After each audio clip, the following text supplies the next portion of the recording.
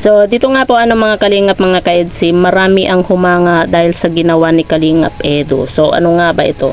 Yan po yung ating pag-uusapan po mamaya mga kalingap mga ka-EDC.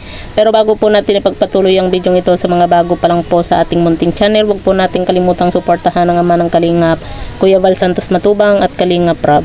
At paunawa, panoorin po muna ang full video bago mag-comment para malaman ang nilalaman nito.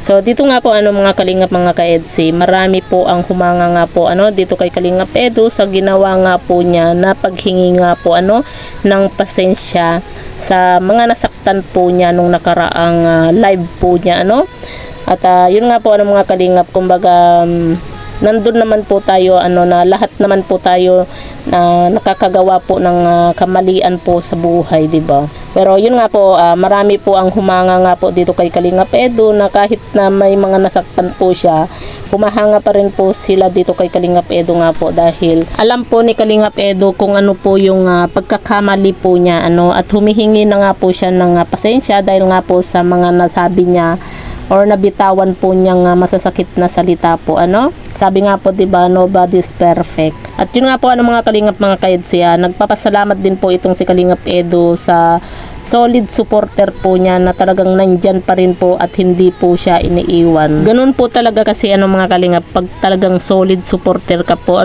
talagang nandyan ka pa rin at hindi mo iiwan yung taong sinusuportahan mo kapag solid supporter ka po. At sa mga bago naman po na nakakakilala dito kay Kalingap Edu, sana intindihin na lang po natin itong si Kalingap Edu kasi minsan may time din po na dumadating po sa atin na kumaga wala tayo sa mood, yung mga ganyan, 'di ba? Lalo na kapag may mga naririnig or nababasa po tayo na hindi rin po magagandang salita nga po Siyempre, kumbaga kahit sabihin po natin dito kay Kalingap Edu na wag pansinin yung mga basher, siyempre kumbaga may time din po na siyempre nasasaktan din po siya, 'di ba? Sa mga nababasa niya, sa mga naririnig po niyang hindi rin po maganda, 'di ba?